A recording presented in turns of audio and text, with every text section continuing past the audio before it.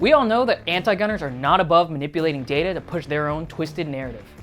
Now, in the latest attempt to trick those naive to their schemes, they want to lie about the leading cause of child deaths. I'm Ben, and you're watching the Minuteman Moment. Gun violence is now the leading cause of death amongst kids in our country. Firearms have now surpassed motor vehicles as the leading cause of death among kids and teens. And according to the CDC, the #1 cause of death for children ages 1 to 19 in this country is gun-related violence. Gun violence is the #1 cause of death among kids and teens in the United States. Gun violence is the #1 killer of our children. Guns are the leading cause of child deaths. Gun violence is now the leading cause of death among children and teens across the country. At this point, it's no surprise that the anti-gun left would attempt to capitalize on the deaths of children to push their radical political agenda. So let's break down this data directly from the source. This comes from CDC's Wonder website, where you can input the categories and mechanisms of death and find the exact same numbers. That sure doesn't look like the line that all these Twitter NPCs keep screaming about. Let's take a look at their source. Wait, hands bottom left. Closer. Well, I think we found the reason why our source doesn't say the exact same thing as theirs. I don't know about y'all, but I don't think 18 and 19-year-olds are children. Yet for some reason, Google puts this study at the top.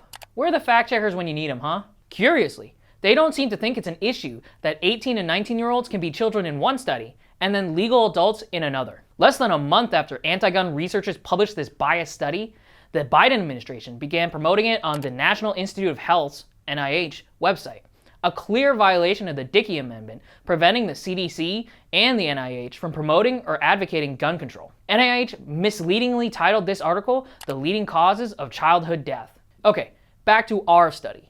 You can see from the data set here, we're only looking at 0 to 17 years of age. Excluding legal adults from the data set and including all minors, even those under the age of 1, tells a strikingly different story. According to CDC's underlying cause of death, sorted by injury mechanism and all other leading causes, the top 3 causes of death are certain conditions originating in the prenatal period, congenital malformations, deformations, and chromosomal abnormalities, and symptoms, signs, and abnormal clinical and laboratory findings. I promise I'm almost done with all the numbers and charts, but here's a final one.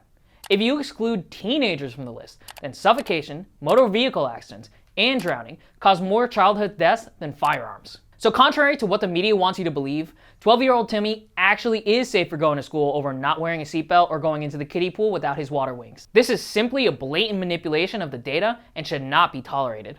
When anti-gunners raise this phony statistic, they usually say something like, guns are the leading cause of death for children, like Representative Adriano Espaillat or the New York Times. Now, if they are aware of the flaw in the data, they might try to add in a sneaky disclaimer and say something like, guns are the leading cause of death for children and teens, like Representative Nancy Pelosi or Everytown for Gun Safety. Time and time again, anti-gunners do everything they can to keep our schools vulnerable by refusing their requests for armed security, such as allowing teachers and parents to exercise their Second Amendment rights to self-defense. Ever since Senator Joe Biden helped pass the Gun-Free School Zones Act as part of the Crime Control Act in 1990, this gun control has been utterly useless to deter a single mass public murderer at a school. Yet immediately following a mass murder at a Christian elementary school in Tennessee, President Biden began a news conference with a stand-up comedy routine about ice cream. My name is Joe Biden.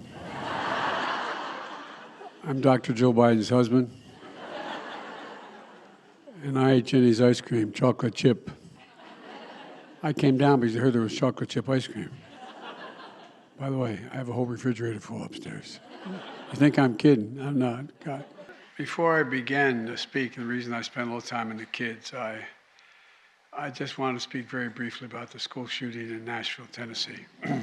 Anti-gunners like Biden refuse to admit that their gun control policies are at fault when a mass murderer attacks a gun-free school. Not only does the anti-gun crowd avoid responsibility for putting children at risk, but they routinely double down with the lie that guns are the leading cause of death in children. In fact, the mayor of Nashville was quick to state this fallacy at a press conference following the shooting. And I think there is a moment, however, to do common sense gun laws like Florida and Indiana, and it would be too bad to miss the moment here in this state after the Covenant shooting to get something practical done with red flag laws. The killer intentionally attacked the Covenant school instead of a better defended school. There was another location that was mentioned but because of a threat assessment by the suspect, too much security, they decided not to. And that area was here in Nashville, so we're continuing with that investigation as well. Let's just do something new and effective. During school hours, there's never been a shooting at a school where teachers were armed, let alone a mass public murder. Instead of blaming the tool, a firearm, society should blame the murderers and instead empower law-abiding citizens like teachers and parents to defend children in the classroom. So please, call the number below and encourage your congressman and senator to support armed teachers in the classroom. That's all for today. Thanks for watching.